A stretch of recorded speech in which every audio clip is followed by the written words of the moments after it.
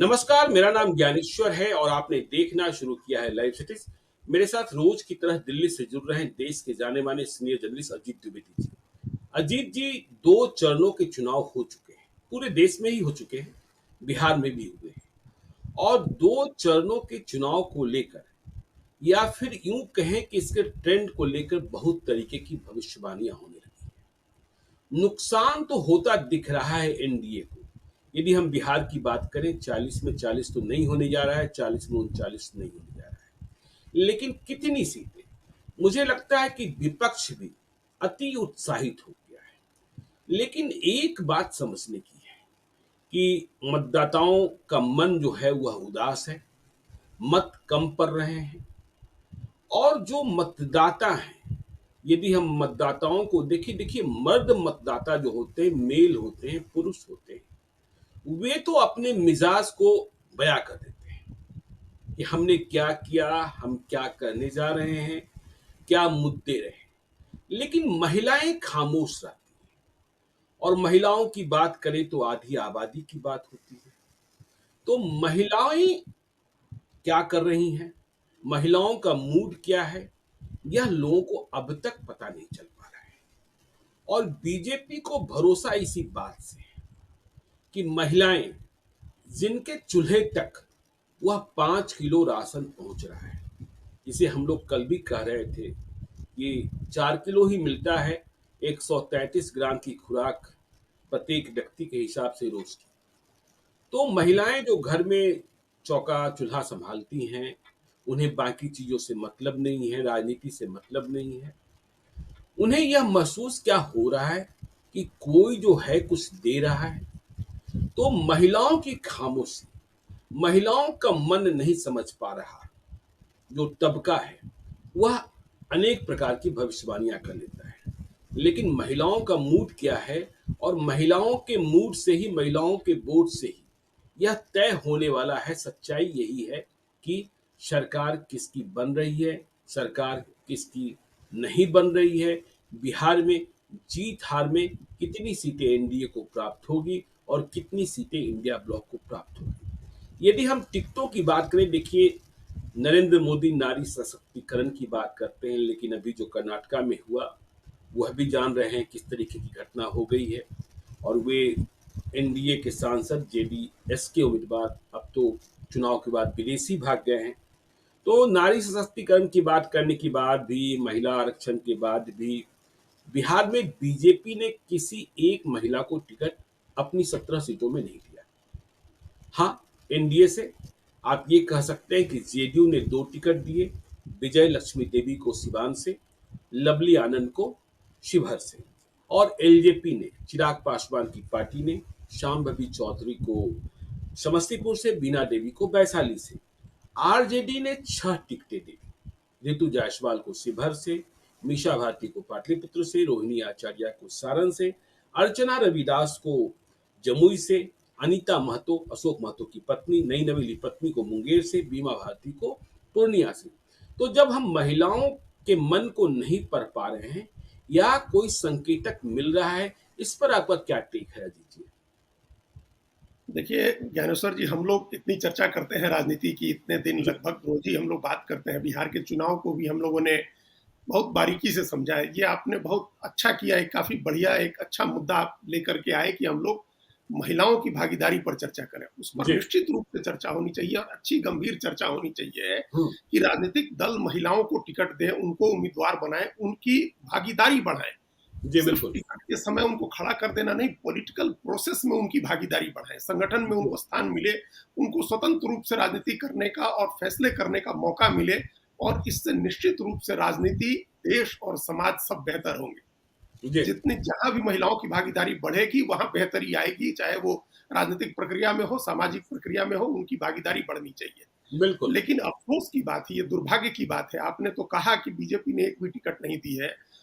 Overall हम अगर पूरे देश की बात करें तो 2 चरण में जिन 189 सीटों पर मतदान हुआ है, मतदान तो 190 सीट पर हो गया, लेकिन एक सीट के कैंडिडेट की निधन हो गया चुनाव मतदान के बाद उत्तर प्रदेश में, इसलिए 189 सीटों पर जहां भी मतदान हुआ है वहां 1352 उम्मीदवार हैं टोटल, जी। और उनमें सिर्फ 123 महिलाएं हैं। सिर्फ 123 महिलाएं, 8%।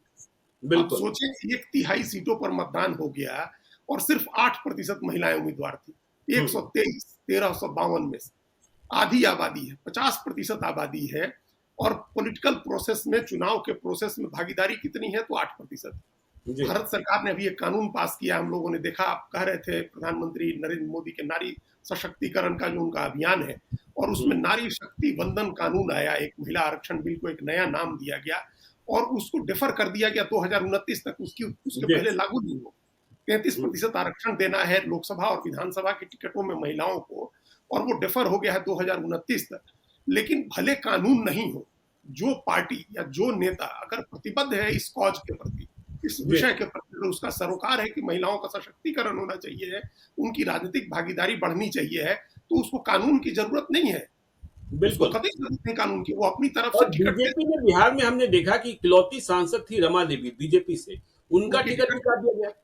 कट गई टिकट। तो जी। जिनको टिकट, जिनकी प्रतिबद्धता है, हम्म। उनको कानून की जरूरत नहीं है। जैसे अभी कोई कानून नहीं है, लेकिन 50% टिकट, 40% टिकट ममता बनर्जी ने महिलाओं को दिया है। जी। कोई कानून नहीं है, अभी कानून नहीं है, लेकिन तृणमूल कांग्रेस से 40% महिलाएं लड़ रही हैं और बीजू जनता दल से भी 40% महिलाएं लड़ रही हैं। तो जो पार्टियां जिनका कमिटमेंट है वो महिलाओं को उतार रही हैं। हम्म। अब ये कहने की बात है, कमिटमेंट नहीं है तभी नहीं दिया बीजेपी ने, या और भी दूसरे जो उसके सहयोगी दल हैं उन लोगों ने नहीं दिया। तो एक तो ये बात है जो समझनी चाहिए है कि उनकी भागीदारी कैसे बढ़े। अभी जी। जितने नाम आपने लिए, बिहार में जितनी महिलाएं उम्मीदवार लड़ रही हैं, चुनाव लड़ रही हैं, अब देखिए उनको भी बारीकी से देखने की जरूरत है। यानी क्योंकि एक सीरियस चर्चा, हम लोग जब चूंकि बात कर रहे हैं महिलाओं के लिए, बिल्कुल। उनका क्या मूड है हम लोग इस पर भी आएंगे, लेकिन नंबर्स कम होने के बाद जो नंबर्स हैं, आप उनको देखिए कि उसमें कौन सी महिला है जिसने स्वतंत्र रूप से राजनीति की, आगे बढ़ करके और अपने दम पर मुकाम बनाया है।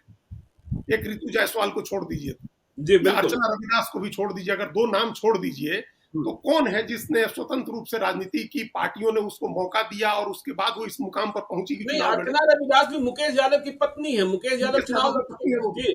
मुंगेर बिल्कुल, वो विधानसभा भी क्षेत्र मुकेश से यादव लड़े की थे। पत्नी है। तो जी। आप देखिए, सब किसी न किसी बड़े राजनीतिक परिवार की महिलाएं हैं, जो जिनके पिता, जिनके पति सब राजनीति में सक्रिय हैं, लोग बड़े पदों पर रहे हैं लोग, जी। और यह बड़ा नाम है उन लोगों का, और उनके दम पर ये महिलाएं राजनीति में आई हैं। हम्म।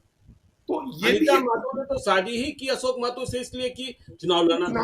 चुनाव लड़ जी। सके, वही। तो इस चीज को भी बदलने की जरूरत है। जब भी महिला आरक्षण पर बात होती है तो ये मुद्दा जरूर उठता है, और हर बार उठा है, जिसको शरद यादव ने एक बार कह दिया था बहुत ऐसी भाषा में कि प्रकटी महिलाएं आ जाएंगी, बड़ी आपत्तिजनक भाषा थी, लेकिन उनके कहने का मतलब यही था कि संभ्रांत और ऊंचे घरों की महिलाएं आ जाएंगी जो पहले से सक्षम लोग हैं।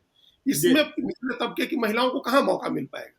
तो वो तस्वीर भी हम लोग देख रहे हैं अभी, जब हम लोग महिलाओं की भागीदारी और उनके राजनीतिक योगदान पर चर्चा कर रहे हैं, उनकी सक्रियता पर, तो ये भी देखने को मिल रहा है कि सामान्य रूप से इसका मतलब है कि राजनीतिक दल सामान्य महिलाओं को मौका नहीं देती, और यह मौका मिलता है तो फिर उनको एक लेवल के आगे नहीं बढ़ने दिया जाता है। इस चीज को बदलने की जरूरत है कि जो स्वतंत्र रूप से फैसले करने वाली, जिनका स्वतंत्र अस्तित्व हो। अब ये बहुत जमाना बीत गया, 24 साल हो गए जब हम लोग मुखिया पति और सरपंच पति सुनते हुए। अब वो विधायक पति हैं, और या मतलब विधायक जी हैं, उनकी पत्नी या उनकी बेटी सांसद महोदय, उनकी पत्नी या उनकी बहन चुनाव लड़े, इस चीज को भी बदला जाना चाहिए। ये एक बदलने की बात है, नंबर्स बढ़े और दूसरे सामान्य घरों की महिलाओं की भागीदारी बढ़े। ये दो बातें हम सबसे पहले कहना चाहते थे। बिल्कुल। अब उसके बाद वोट की बात करें, जो वोट परसेंटेज है, देखिए महिलाओं का वोट सर्वाधिक महत्वपूर्ण है बिहार में भी और पूरे देश में भी। बिहार की अगर बात करें स्पेसिफिकली, तो जेडीयू और बीजेपी की सरकार बनवाने के लिए, उनकी जीत सुनिश्चित करने के लिए सबसे इंपॉर्टेंट फैक्टर जो है वो महिला वोट है। और इस बात को आप सिंपल एक आंकड़े से समझे, 2019 में तो लोकसभा चुनाव का अगर आंकड़ा, अभी 2024 के 2 फेज का आंकड़ा चुनाव आयोग ने नहीं दिया है, कितनी महिलाओं ने वोट किया ये नहीं पता है, लेकिन हमारे पास 2019 का आंकड़ा है। 2019 में 59.5%, 59.5% महिलाओं ने वोट किया था, और 54.9% पुरुषों के वोट थे। यानी महिलाओं की भागीदारी अधिक, 4.6% ज्यादा था। ये इतना ज्यादा अंतर हुआ, 4.5% ज्यादा था महिलाओं का वोट 2019 में। और हम सब लोगों ने देखा कि 39 सीटें जीती है एनडीए।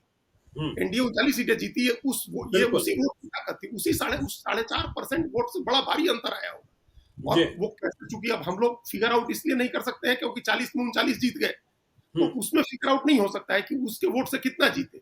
लेकिन उसके ठीक बाद 1 साल के बाद जो विधानसभा चुनाव हुआ 2020 का, ज्ञानेश्वर जी उसका आंकड़ा देखेंगे आंखें खुल जाएंगी। हम्म।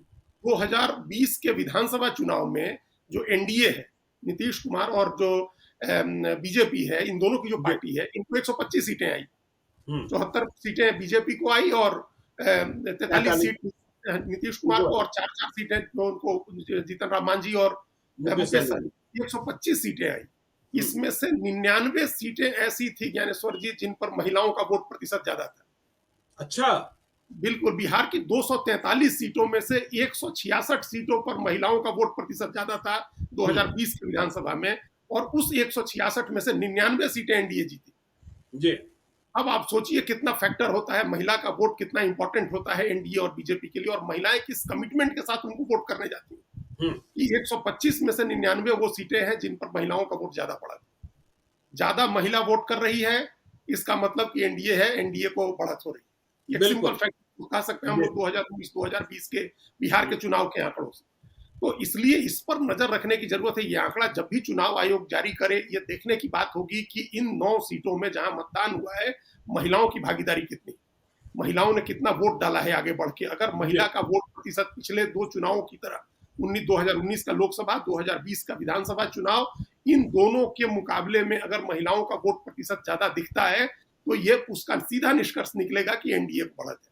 अगर महिला का वोट कम हुआ है तो फिर बीजेपी के लिए और जेडीयू के लिए चिंता बढ़ जाएगी। वैसे ही चिंता बढ़ी हुई है, लेकिन अगर महिला का वोट प्रतिशत औसत से कम है, पिछली बार से कम है, तो ये बीजेपी जेडीयू के लिए ज्यादा चिंता की बात हो जाएगी। नहीं तो देखिए अजीत जी, नीतीश कुमार तो गुमान ही करते हैं 1,31,00,000 जीविका दीदी की बात कर रहे हैं, करते हैं, हमेशा करते हैं। और अब तो कहा जा रहा है मतदान प्रतिशत बढ़ाने के लिए जीविका दीदियों को टास्क दिया जा रहा है कि आप लोगों को बूथों तक पहुंचाइए। और देखिए, जो हमने प्रारंभिक रिमार्क्स में ही कहा कि मर्द जो हैं वह चुनावी सभाओं में, चाहे वह चुनावी सभा तेजस्वी यादव की हो, चाहे नीतीश कुमार की हो, चाहे प्रधानमंत्री नरेंद्र मोदी की हो, वहां वे जयकारा लगा देंगे, वहां वे जिंदाबाद कर लेंगे, वहां वे मुर्दाबाद कर लेंगे। लेकिन महिलाएं चुपचाप जाकर वोट दे रही हैं। और जो लाभुक योजनाएं हैं, सरकार की लाभकारी योजनाएं हैं, उसका फायदा सीधे महिलाओं को चूल्हे तक मिल रहा है। तो ऐसे में मतदाताओं का मिजाज पढ़ा नहीं जा पा रहा है महिलाओं का, क्योंकि वो निकलती हैं और जाकर वोट देती हैं, फिर वापस आ जाती हैं। तो आपको क्या लग रहा है कि इसी की उम्मीद बीजेपी को है कि बाकी जो मर्द हैं वे बिगड़ भी जाएंगे तो क्या होगा, महिला तो हमारे साथ है। ये बिल्कुल ठीक बात कही आपने। देखिए, ये नरेंद्र मोदी और नीतीश कुमार दोनों की सब बड़ी ताकत है। महिला मतदाता इन दोनों की बड़ी ताकत है। महिलाएं इन दोनों पर भरोसा करती हैं, इनकी बातों पर यकीन करती हैं, और इनकी योजनाओं की लाभार्थी भी हैं। ये दोनों चीजें हैं। एक तो जो ये बातें करते हैं आप, जैसे नीतीश कुमार के प्रति पहले दिन से महिलाओं का जो कैसे बना, लॉ एंड ऑर्डर की वजह से बना, जो उनके पति या बच्चे जो भी बाहर जाते थे, महिलाओं का हाथ सीने पर रहता था कि वो लोग सुरक्षित आएंगे कि नहीं आएंगे। तो ये चीज बदली, भरोसा बढ़ा लोगों का कि सब आदमी सुरक्षित है। फिर उन्होंने साइकिल योजना शुरू की, पोशाक योजना शुरू की, शिक्षा मित्र की बहाली हुई, उसमें बड़ी संख्या में महिलाओं की नियुक्ति हुई, फिर जीविका दीदी का अभियान आया। इन सब चीजों में उन्होंने नियुक्ति भी दी। 50% आरक्षण सबसे पहले लोकल बॉडीज में बिहार ने दिया, नीतीश कुमार ने दिया। तो इन सब चीजों से महिलाओं का भरोसा उनके प्रति बढ़ा। और उसके बाद जब केंद्र में नरेंद्र मोदी की सरकार बनी, तो ये बड़े बहुत बारीकी से इस बात को समझने की जरूरत है। लोग अभी भी हम देखे कि मीम बन रहे थे, उनकी शौचालय योजना का मजाक बन रहा था। तो ऐसा मजाक बनता है इन चीजों का। जैसे हमने एक देखा मजाक बहुत चला कि ये तो भला हुआ कि कांग्रेस ने स्कूल बनवा दिए थे, नहीं तो वोट डालने मोदी जी के बनाए शौचालय में जाना होता। तो अब ये एक मजाक था, लेकिन शौचालय की अपनी जरूरत है, उतनी ही जरूरत है जितनी स्कूल की जरूरत है, उतनी ही जरूरत है सफाई और शौचालय की भी जरूरत है। तो वो किया इन्होंने, नरेंद्र मोदी ने, और उसका फायदा सबसे बड़ा लाभ किसको हुआ? महिलाओं को हुआ। देखिए, महिलाओं के स्वास्थ्य से भी और सुरक्षा से भी शौचालय दोनों से जुड़ा हुआ है। और हमको आज हम 25 साल पहले, अब तो चले गए बिंदेश्वर पाठक जी, भगवान उनको अपने चरणों में स्थान दे, 25-30 साल पहले जब उनसे जुड़े थे, पहली बार जब हम उनसे मिले थे, तो उन्होंने ये कॉन्सेप्ट समझाया था कि गांव में महिलाएं नहीं जाती थी दिन में शौचालय के लिए। वो रात ढलने का जुटपुटा होने का कि अंधेरा हो तो निकले, और सुबह फिर रोशनी हो उसके पहले जाकर के चले आए। दिन में अगर उनको जाना है, शौच की तलब आ रही है, तो वो नहीं जाती थी, संकोच के मारे, शर्म के मारे, सुरक्षा की चिंता में। और ये बड़ा कारण होता था उनकी सेहत बिगड़ने का, उनके माइग्रेन का, उनके माथा दर्द होने का, उनको अपना शौच समय से नहीं करने का। ये बड़ा भारी स्वास्थ्य का कंसर्न था जो उन्होंने बड़ी बारीकी से हमको समझाया था। और सुरक्षा आप देखिए कि आज भी महिलाओं के साथ जितनी जितनी भी यौन दुर्व्यवहार की घटनाएं होती हैं, आप उसमें देखिए कितनी घटनाएं होती हैं कि महिला शौच के लिए बाहर गई थी। तो जी ये दोनों तीनों चीजें ये महिलाओं को बड़ी, ये उनके लिए बड़े राहत की और बड़े फायदे की बात हो गई। ये शौचालय वाली चीज जो है, ये जो बना है और उसका लाभ उनको मिला है। रसोई गैस आपने कहा 5 किलो बिल्कुल। अनाज का, 5 किलो अनाज पहुंच रहा है घर में। अगर 5 मेंबर हैं तो 25 किलो अनाज पहुंच रहा है, 1-1 किलो जी कम भी माने तो 30 किलो अनाज आया। हम्म, और ज्वाला योजना के तहत रसोई गैस भी है, अगर थोड़ा सा भी सक्षम है तो वो उसको रिफिल करा रहा है। और हम्म, उसके लिए उसके पैसे भी कम करके 500 रुपये ले दिए गए हैं। 500 रुपये कीमत हो गई है उज्ज्वला के गैस की। तो उज्ज्वला आया, वो भी एक स्वास्थ्य के लिए भी है, उनके सम्मान के लिए भी है। शौचालय भी उनके स्वास्थ्य के लिए है, सम्मान के लिए है। 5 किलो अनाज की योजना है, वो भी उनके लिए है, उनके परिवार के लिए है। तो इस तरह की कई चीजें, कई योजनाएं जो बड़ी छोटी छोटी योजनाएं हैं, जैसे अब वो भी नरेंद्र मोदी ने भी कहा है कि हम लखपति दीदी बना रहे हैं और 3 करोड़ लखपति जी। दीदी बनाएंगे। तो ये सारी योजनाएं भी डायरेक्ट बेनिफिशियरी हैं महिलाएं। और अभी तेजस्वी यादव भी कह रहे हैं कि रक्षाबंधन के दिन इतना रुपया देंगे। हाँ, दे ही रहे हैं, सब आदमी अब कह रहा है, हर आदमी महिला को जी टारगेट कर रहा है। देखिए ये बिल्कुल। अरविंद केजरीवाल पंजाब में दे रहे हैं, हर हर वयस्क महिला को 1-1 हजार रुपया उन्होंने दिल्ली में अनाउंस किया है। हम्म, अभी लाडली बहना योजना के तहत आप देखिए 1250 रुपये पहुंचे वहां मध्य प्रदेश में शिवराज सिंह शिवराज सिंह चौहान ने चौहान। जी अनाउंस किया और वो गेम चेंजर हो गया। जी। 164 सीट बीजेपी को कभी नहीं आई थी, जो और 164 सीट आ गई। छत्तीसगढ़ में मातृहारी महतारी बंधन योजना जो है, वो माताजी बंधन महतारी योजना। बंधन योजना गेम चेंजर था। उसका फॉर्म भरवाया गया और महिलाओं ने आगे बढ़ करके वोट किया, जिसकी वजह से जीता हुआ चुनाव हारे भूपेश बघेल। छत्तीसगढ़ में जी कांग्रेस हारी थी। तो हम्म, ये योजनाएं महिलाओं को टारगेट करके जितनी भी योजनाएं, देखिए 10 करोड़ किसानों को पैसा मिल रहा है, किसान सम्मान निधि। हमको पता है कि उसमें अच्छी खासी संख्या महिलाओं की है जिनके खाते में 500 रुपया आ रहा है हर महीने का, जी 2,000 रुपया। तो इस तरह की कई योजनाएं हैं जो डायरेक्ट बेनिफिट पहुंचा रही हैं महिलाओं को। तो नीतीश कुमार की अपनी योजनाएं हैं अपनी जगह पर, और भारतीय जनता पार्टी की जो केंद्र सरकार है नरेंद्र मोदी की, उनकी योजनाएं अपनी जगह है। तो इन योजनाओं का लाभ मिल रहा है। देखिए देगा, हो सकता है कि कांग्रेस की सरकार आए या तेजस्वी यादव आए तो इससे भी ज्यादा कुछ दे दें। जी वो कह रहे हैं कि हम 8,500 रुपया महीना देंगे, हम्म, 1 लाख रुपया दे देंगे साल में। हो सकता है दे, लेकिन जो मिल रहा है उसको छोड़ करके मिलने की आशा में कौन जाता है। वो कुछ लोग होंगे जो ये करेंगे, लेकिन अभी जो मिल रहा है वो अपने आप में एक बड़ी चीज है, जिससे जिससे वो लाभार्थियों का बड़ा वर्ग एनडीए के साथ जाता है। हाँ वो तो ठीक है। इसका मतलब तो ये हुआ अजीत जी कि यदि महिलाओं के मत प्रतिशत बढ़ रहे हैं तो एनडीए की राह आसान होगी। लेकिन बिल्कुल देखिए एक बात जो है ना, महिलाओं को यह बात नहीं एडजस्ट हुई है, यह बात वह नहीं समझ पा रही हैं और समझना चाहिए नहीं चाहिए। देखिए महिलाएं इस बात पर गुस्सा है कि उनके मंगलसूत्र को मुद्दा बनाया जा रहा है और महिलाएं कह रही हैं पहला तो कि मंगलसूत्र है ही नहीं, मंगलसूत्र खरीदने के लिए पैसे नहीं है, और दूसरी बात मंगलसूत्र छीन कौन लेगा। और फिर कुछ ऐसी घटनाएं घट जा रही हैं बीच में, आपने देखा था। अब तो नीतीश कुमार और बीजेपी साथ हो गए हैं इसलिए हमलावर होने की जरूरत नहीं है। तब तेजस्वी यादव भी साथ थे इसलिए वे भी कुछ नहीं बोलेंगे जब नीतीश कुमार की जुबान लड़खड़ाई थी। और अब कर्नाटक में देवगौड़ा के पोते का जो वीडियो लीक हुआ है, वे एनडीए के उम्मीदवार हैं, जेडीएस के उम्मीदवार हैं, और कहा जा रहा है कि 26 अप्रैल को मतदान के तुरंत बाद वे जर्मनी भाग गए। इसके बाद फजीयत हो रही है, उन्हें बीजेपी को भी ट्रॉल किया जा रहा है क्योंकि उनके लिए जाकर प्रधानमंत्री नरेंद्र मोदी ने वोट मांगा था। तो क्या ये सारी स्थितियां परिस्थितियां जो है बीजेपी के लिए थोड़ा परेशानी का कारण बन रही है? कर्नाटक के बारे में भी खबर होगी आपको। देखिए कर्नाटक का मामला बहुत सीरियस है और जी इस पर हमको बड़ी हैरानी होती है, बड़ी दुविधा होती है और बड़ी गुस्सा भी बहुत आता है इस बात का। जो दोहरा रवैया मीडिया का भी दिखता है, लीडर्स का भी दिखता है, जो संवैधानिक संस्थाएं हैं उनका भी दिखता है। तो ये अंदर से बहुत गुस्सा आता है, नाराजगी होती है। जी संदेश खाली की महिलाओं के साथ पूरी सहानुभूति है। संदेश खाली में तृणमूल कांग्रेस के लोगों ने महिलाओं के साथ यौन दुर्व्यवहार किया, उनका यौन शोषण किया। इस पर सारी एजेंसीज ने संज्ञान लिया, कोर्ट ने संज्ञान लिया, महिला आयोग ने संज्ञान लिया, मानवाधिकार आयोग ने संज्ञान लिया, सबने संज्ञान लिया। जी सीबीआई की जांच हो गई उस मामले पर और इतना इशू बन गया वो। और आज कर्नाटक में इतनी बड़ी घटना हुई है, 3,000 महिलाओं के यौन शोषण के वीडियो लीक हुए। 3,000 महिलाओं का। सोचिए कि कैसे एक व्यक्ति वो कैसा प्रीडेटर होगा, किस तरह का राक्षस होगा, दैत्य होगा जिसने इस तरह के काम किए महिलाओं के साथ। मेड अपने घर में काम करने वाली महिलाओं से लेकर के अपने रिश्तेदार और अधिकारियों के घरों की महिलाएं सबको लेकर के इस तरह की खबरें आई कि यौन दुर्व्यवहार हुआ है उनका, और पूर्व प्रधानमंत्री के पोते ने किया है।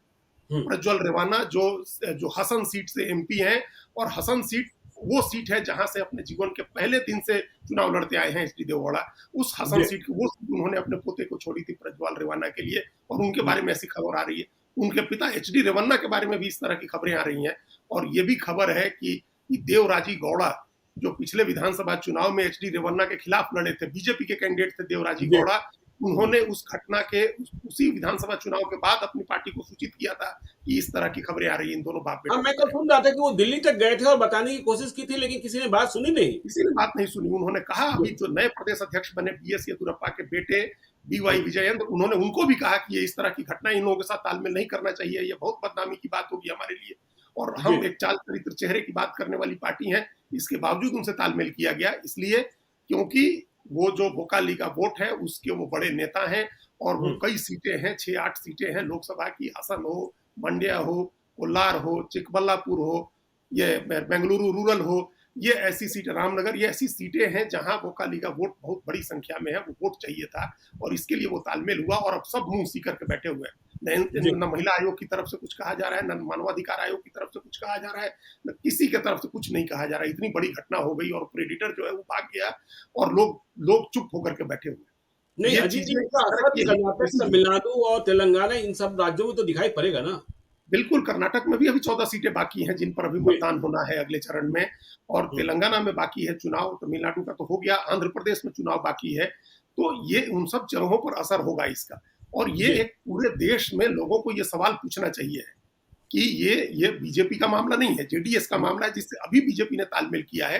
तो क्यों नहीं डिसोन करती है बीजेपी, क्यों नहीं आगे आकर के करती है कि हम महिला सम्मान के लिए खड़े हैं, और इसके साथ उसी तरह का बर्ताव हो जिस तरह का बर्ताव वहां संदेश खाली के जो आरोपी हैं शाहजहां शेख और उत्तम सरदार के साथ हो रहा है, या बाबू हाजरा के साथ हो रहा है, उसी तरह का बर्ताव प्रज्वल रेवन्ना के साथ भी हो। ये बातें कहनी चाहिए है लोगों को, ये महिलाओं के लिए भी ये समझने की बात है, उनको भी जागरूक करने की बात है। आपने कहा कि वो मंगलसूत्र वाली जो बात है, हम आज एक रिपोर्ट देख रहे हैं, पहले इसको कंप्लीट कर लें। वो देश छोड़कर भाग कैसे गया? 26 अप्रैल को वोटिंग हुई और देश छोड़कर भाग गया, यह भी तो गजब वाली बात है। अब ये कहा गया टिकट पहले से होके रहा होगा, और वो वीडियो उसी दिन लीक हुए, तो ये कहा जा रहा है, दूसरी तरफ से ये कहा जा रहा है कि वो छुट्टी मनाने चले गए। चुनाव का लंबा कैंपेन हुआ और उनका भी चुनाव हो गया, उनके चाचा चुनाव लड़ रहे थे, मतलब एक तो देवगौड़ा जी का पूरा परिवार ही चुनाव लड़ता है। देवगौड़ा जी के छोटे बेटे हैं एचडी कुमार स्वामी, वो मंड्या सीट से लड़ रहे थे। बड़े बेटे के बेटे हैं ये प्रज्वल रेवन्ना, ये हसन से लड़ रहे थे। बी मंजूनाथ उनके दामाद हैं, वो बेंगलुरु रूरल से लड़ रहे थे। तो सबका चुनाव हो गया, तो ये कहा जा रहा है कि वो छुट्टी मनाने विदेश चले गए। तो छुट्टी मनाने गए विदेश या भाग गए, अभी एचडी रेवन्ना कह रहे हैं कि वो कहीं नहीं गए हैं और उनको पार्टी से निकालने की कार्रवाई हो रही है। लेकिन वो सब चीजें आंख में धूल झोंकने के बराबर है। ये मॉर्फ वीडियो वाली बात भी गलत है, ये सच्ची घटना है, और सरकार ने वहां एसआईटी बनाई है। एसआईटी को जल्दी से जल्दी जांच करके और कार्रवाई शुरू करनी चाहिए। उसका ड्राइवर कह रहा है, उसका ड्राइवर भी बोल रहा है कि मैं सारी बातें बता सकता हूँ, ये सारी बातों की गवाही वह भी दे रहा है ना। तो वीडियोज है, और उसमें वीडियोज में आप इतने वीडियोज मॉर्फ करके कोई नहीं बना सकता है 3000 वीडियो, और एसआईटी जांच करेगी, सब सच्चाई सामने आ जाएगी, उसकी ये कार्रवाई होनी चाहिए। लेकिन इस मामले में प्रधानमंत्री नरेंद्र मोदी वोट मांगने गए थे उसके लिए, तो ये इसी को लेकर के तो पूरा जो इकोसिस्टम है उसकी हिपोक्रेसी जाहिर हो रही है, चाहे पॉलिटिकल क्लास हो, बीजेपी हो, कॉन्स्टिट्यूशनल एजेंसीज हो, इंस्टीट्यूशंस हो, सबके, मीडिया हो, सबका। जी बिल्कुल। अब आदमी के लिए जो बाइनरी है कि ये विरोधी है, ये समर्थक है, तो इसका हम उठाएंगे और उसका आप उठाइए, ये बात ठीक नहीं है कि कुछ लोग संदेश खाली का मामला उठाएंगे और कुछ लोग कर्नाटक का मामला उठाएंगे। इस तरह की घटनाएं जहां भी हो सबको उठाना चाहिए। हाँ बिल्कुल, तो ठीक है, मंगलसूत्र की बात हम लोग करें। मंगलसूत्र की बात अगर ज्ञानेश्वर जी करें, हम आज एक रिपोर्ट देख रहे थे महाराष्ट्र की, महिलाएं 8 किलोमीटर 10 किलोमीटर जा रही है पानी भरने, आज अप्रैल के महीने में। अभी बैसाख का महीना शुरू हुआ है और सिर्फ 7 दिन बीता है, अभी तो गर्मी आनी है, प्रचंड गर्मी, पूरा बैसाख और जेठ बाकी है, और महिलाएं 8 किलोमीटर 10 किलोमीटर जा रही है पानी भरने के लिए। तो उनको मंगलसूत्र से क्या मतलब है? उनके दिमाग में भी ये मंगलसूत्र वाली बात आनी है क्या? ये बात हो, कोई आदमी ये बात करे कि हम पानी देंगे, तुम्हारा पानी के लिए नहीं जाना होगा महिलाओं को अपना घड़ा लेकर के और बाल्टी लेकर के 8-8 किलोमीटर 10-10 किलोमीटर। एक महिला ने कहा, हम आज इंटरव्यू देख रहे थे, राजदीप सरदेसाई वहां से सीनियर जर्नलिस्ट है, बहुत अच्छे जर्नलिस्ट है, बहुत ग्राउंड लेवल की अच्छी रिपोर्टिंग करते हैं। उन्होंने बताया कि एक महिला ने उनको कहा कि वो 4 दिन से स्नान नहीं किया, 4 दिन से नहाई नहीं, उसको पानी बचाना है अपने जरूरी कामों के लिए घर में। तो पानी की बहस होनी चाहिए इस देश में कि जी पानी पहुंचाइए आप घर में। नल जल बिल्कुल। योजना हो रहा है, सब आदमी इसका क्रेडिट ले रहा है। इस आधा हिस्सा इस देश का सूखा हुआ है। कर्नाटक में प्रधानमंत्री खुद कह रहे हैं कि टैंकर का सिटी बना दिया कांग्रेस ने। कांग्रेस ने क्या टैंकर की सिटी बना दी बेंगलोर को? अभी ये पिछले साल मई में तो कांग्रेस आई है। जी उसके पहले तो 4 साल 3 साल बीजेपी की सरकार थी और हर 5 साल पर वहां सरकार बदलती रहती। उसके पहले भी बीजेपी की सरकार थी। जी इसका मतलब सभी सरकारों ने ये स्थिति कर दी है कि टैंकर से पानी भरा जा रहा है। आज देश का जो सबसे हाईटेक सिटी है बेंगलुरु में, कर्नाटक में, पूरे कर्नाटक में आधा कर्नाटक सूखा हुआ है। पानी की लड़ाई कर्नाटक और तमिलनाडु की शुरू हो गई है कृष्णा और गोदावरी को लेकर के। तमिलनाडु में पानी का संकट है। वो आधा महाराष्ट्र का पूरा इलाका जो लातूर का है और मराठवाड़ा का बड़ा इलाका, विदर्भ का बड़ा इलाका पानी के लिए तरस रहा है। उत्तर प्रदेश में आप जाइए और देखिए पूरा बुंदेलखंड किस तरह से, और महिलाएं पानी भरने जाती हैं। ज्ञानेश्वर जी तो वो एक गाना गाती हैं जिस गाने में वो अपनी पीड़ा बताती हैं। उनका उस गाने में ये बोल है कि हाँ, पति मर जाए तो मर जाए लेकिन ये घड़ा न फूटे। वो 12-12 किलोमीटर से पानी लेकर के आती है। क्या शर्म की बात है ये देश के क्या लिए। कितने शर्म की बात है ये। और ये सब महिलाएं भोगती हैं, कोई पुरुष नहीं भोग रहा है, ये महिलाएं भोगती हैं इस बात को। और आप अपने बिहार में देखिए, हमको बिहार में लोगों ने बताया हमारे अपने जिले में अब 200 जी मीटर को पानी नहीं मिल रहा है नीचे। नहीं मिल 200 रहा है, मीटर नहीं मिल पाइप कराने पर पानी नहीं मिल रहा है।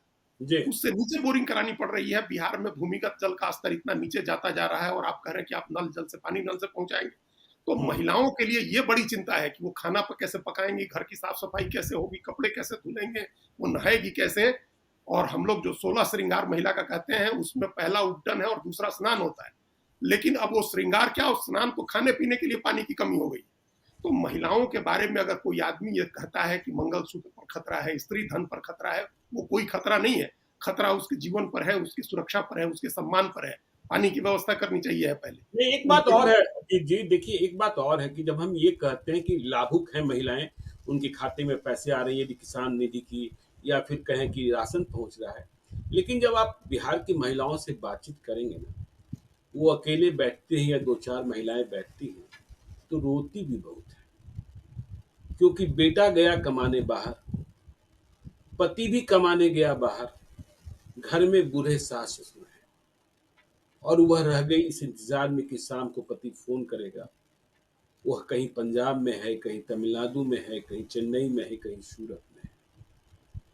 तो ये जो गांव की स्थिति है महिलाओं को, यह लगता है कि यदि रोजगार यहाँ होता तो बाहर जाना नहीं पड़ता। ये भी महिलाओं का एक दर्द है, जब वह अपने बेटे को, जब वह अपने पति को देख, यह जानती है कि बिहार में कुछ है ही नहीं, कमाने तो बाहर ही जाना ये बड़ी बात है, बहुत मतलब इतनी महत्वपूर्ण बात है ये है।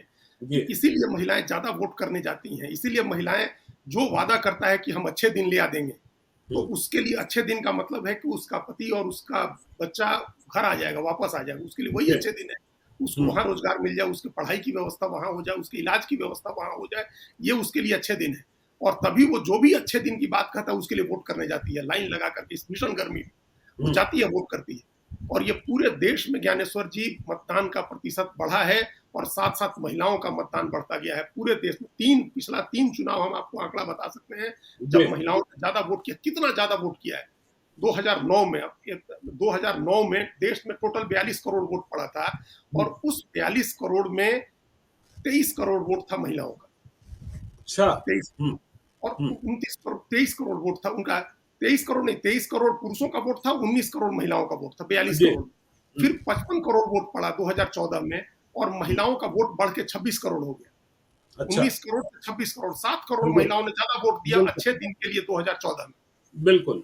और फिर जब 62 करोड़ वोट पड़ा 2019 में, तो उसमें महिलाओं का वोट 30 करोड़ हो गया। अब लगभग बराबरी में पहुंच गई हैं महिलाएं पूरे देश में मतदान करने के बराबरी में। और ये एसबीआई ने, स्टेट बैंक ऑफ इंडिया ने एक सर्वे कराया था, उसकी एक रिपोर्ट है एसबीआई की, जिसने कहा है कि 2029 जो है वो सीलिंग तोड़ देगा। 2029 में उसके सर्वे के हिसाब से 66 करोड़ से ज्यादा, 66 करोड़ 67 करोड़ वोट पड़ेगा और उसमें महिलाओं की भागीदारी आधे से ज्यादा होगी। ये जो है ये एक एसबीआई का रिसर्च है जो अभी के वोटिंग ट्रेंड से उसने किया। महिलाएं लगातार वोट करती हैं आगे बढ़ के ज्यादा संख्या में, सिर्फ इसलिए कि उसके लिए उसके दिन सुधरे, उसके दिन अच्छे हों, उसके लोग उसके साथ रहें, उसके पति और बच्चे उसके। और ये बिहार की जब हम लोग बात करते हैं ना, बिहार की महिलाओं में इंडिपेंडेंट वोट करने का एक जो जो प्रवृत्ति बढ़ी ट्रेंड है वो भी इसी से जी। आई है कि हुँ, घर में कोई नहीं है उसको गाइड करने वाला, पुरुष जी। नहीं है उसको रास्ता दिखाने वाला।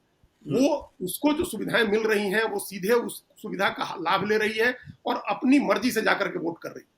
वो हुँ, किसी बिल्कुल। प्रेजुडिस से नहीं है, वो किसी हुँ, पूर्वाग्रह से नहीं बंधी हुई है, को किसी कोई पूर्व धारणा नहीं है उसके प्रति कि वो किस जाति की है और किस जाति का कैंडिडेट है। वो उससे मुक्त है, उस पूर्वाग्रह से। वो जाती है और वोट करती है उसको जिसके बारे में उसको लगता है कि ये उसका जीवन ठीक कर सकता है, सुधार सकता है, उसके बच्चों का, उसके पति का जीवन भविष्य सुधार सकता है। और यही कारण है कि हर बार ज्यादा वोट नीतीश कुमार और नरेंद्र मोदी को मिलता है, क्योंकि उनसे लोगों ने, महिलाओं ने भरोसा बांध रखा है कि जी, वो उनके लिए अच्छा करेंगे, अच्छे दिन ले आएंगे। तो ये जो कैरेक्टर है महिलाओं का, महिलाओं के वोटिंग को समझने के लिए ये एक बिल्कुल। प्रस्ताव बिंदु हो सकता है कि आप ये समझें कि जो जो प्रवासी प्रवासी जो लोग गए, बाहर चले गए, हुँ, उनकी वजह से उस महिलाओं में जो महिलाएं रह गई अपने सास ससुर की देखभाल करने के लिए, सेवा करने के लिए और अपना काम काज करने के लिए, सबके पास देखिए एवरेज लैंड होल्डिंग तो बहुत कम है। सबको छोटे बिल्कुल। छोटे जो बागवानी टाइप की जमीनें हैं जिसमें कुछ सब्जियां उगानी है और कुछ थोड़े बहुत अनाज उगाने हैं, मजदूरी करनी है, और जो जी, सरकार से लाभ मिल रहा है वो लाभ लेकर परिवार अपने चलाना है, हस्बैंड पति हुँ, सास ससुर का। तो उसका एक स्ट्रॉन्ग कैरेक्टर डेवलप होता है, उसका एक चरित्र बिल्ड होता है, उसको एक स्वतंत्र उसका कैरेक्टर बनता है और वो स्वतंत्र रूप से वोट करती है जाकर। तो ये हम लोगों ने देखा है, अभी 2 चुनाव के आंकड़े हम बताए, 19-20 में दोनों बार महिलाओं ने ज्यादा वोट किया और उसकी बेनिफिशियरी बीजेपी रही। इस बार भी जी, अगर महिलाएं ज्यादा वोट करती हैं, उनकी बिल्कुल। संख्या पुरुषों के मुकाबले ज्यादा रहती है, जो रही है बिहार में। हुँ, बिहार में एक टाइम तो ऐसा था, 2014 के चुनाव में 60% महिलाओं ने वोट किया था। जी, जी, और ऐसे भी जनरल वोट का जो ट्रेंड है बिहार में महिलाओं का, वो यही है कि महिलाएं 57-58% करती हैं, 59% तक, और पुरुष 54-55% करते हैं। हर बार 4 से 5% का, 3 से 5% आप कह सकते हैं फर्क रहता है, महिलाएं ज्यादा वोट करती हैं। तो उसका कारण ये भी है कि महिलाएं कुछ ज्यादा संख्या में है, पुरुष बाहर गए हुए हैं उनके, एक कारण बिल्कुल। ये भी होता है। और दूसरा, उनको लाभ अपना जो मिला होता है उसका एक कारण होता है, वो एक उम्मीद होती है अच्छे दिन आने की, उसकी उम्मीद होती है। तो इस बार भी ये हमारा, हमको लग रहा है कि अगर जब भी चुनाव आयोग आंकड़ा दे और पता चले कि क्या वोट है महिलाओं का। जी, अभी हम लोग चर्चा कर रहे थे जो कास्ट के हिसाब से, जो सब, वो सारी चर्चाएं भी ठीक है, सब ऑब्जेक्टिव है, सब तथ्यों पर आधारित है। जी, लेकिन ये एक तथ्य, सिंगल तथ्य जो है बहुत चीजें बदलने वाला होगा। अगर बिल्कुल, महिलाओं महिलाओं का वोट। ज्यादा हुआ है तो हुँ, फिर आप मान के चलिए कि फिर एनडीए का पलड़ा झुकेगा महिलाओं के वोट के दम पर। और नीतीश कुमार के साथ एक बात हम लोग मिस कर गए उस समय कहते हुए कि ये जो शराबबंदी है, जी, इसने भी कहीं ना कहीं महिलाओं को प्रेरित किया है नीतीश कुमार के ऊपर भरोसा करने के लिए।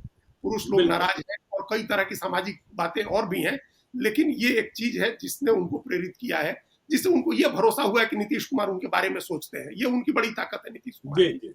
तो महिला वोट का परसेंटेज आएगा तो पता चलेगा कि पलड़ा किस तरफ झुक रहा है। तो देखिए महिलाओं का वोट यदि बढ़ा, प्रतिशत बढ़ा और मर्दों से ज़्यादा वोट दिया, तो या फिर बराबरी से ही दिया, तो मर्द तो विभाजित दिखाई पड़ रहे हैं, महिलाओं का थोक वोट यदि मोदी और नीतीश को मिल रहा है तो पलड़ा भारी दिखेगा, सारे समीकरण जो हैं वो ध्वस्त होते दिखेंगे।